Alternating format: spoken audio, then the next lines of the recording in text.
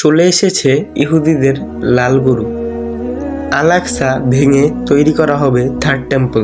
গেল 5 মাস ধরে চলছে গাজায় ইহুদিদের হামলা। তাদের ধর্মীয় বৈশিষ্ট্য অনুযায়ী ইসরায়েল ঘোষণা করে যে তাদের লাল গরুর সন্ধান মিলেছে।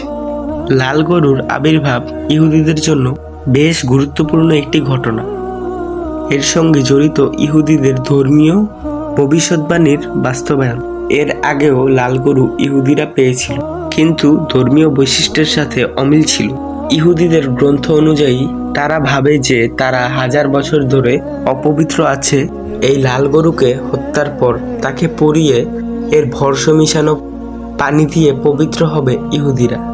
এই রীতি পালনের পরেই আল আকসা মসজিদে ইহুদিরা প্রবেশ করতে পারবে এবং মসজিদ ভেঙে ইহুদিরা তৈরি করবে তাদের উপাসনালয়, অর্থাৎ থার্ড টেম্পল। আর এরপরেই আবির্ভাব ঘটবে তাদের রাজনৈতিক এবং ধর্মীয় নেতা একজন মাসিয়া। ইসলামের ভাষ্য অনুযায়ী ইহুদিদের এই মাসিয়া দাজ্জাল, যে কিনা গোটা বিশ্ব শাসন ব্যবস্থার একত্র নিয়ে নিবে।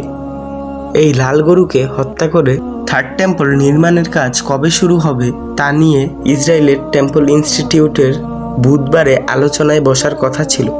ইহুদিদের পবিত্র গ্রন্থ তালমুদের ব্যাখ্যা মতে কিয়ামতের আগে 3 শর্তে ইহুদিদের ত্রাণকর্তা বা মাসিয়া এর আগমন ঘটবে।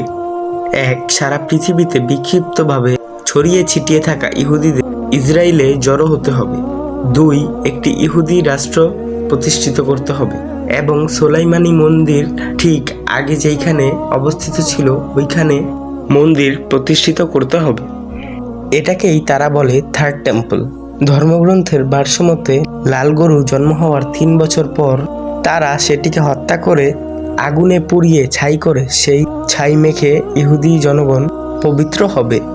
ইহুদিদের বিশ্বাস অনুযায়ী তাদের মতে লাল গরুর মাধ্যমে তারা পবিত্রিত হওয়ার পরপরই বর্তমান বাইতুল মুকাদ্দাস এ অবস্থিত কুকবাতুল সাখরা, যাকে বলা হয় the dome of the rock, সেটা ভেঙে তারা একটি প্রার্থনা গৃহ তৈরি করবে।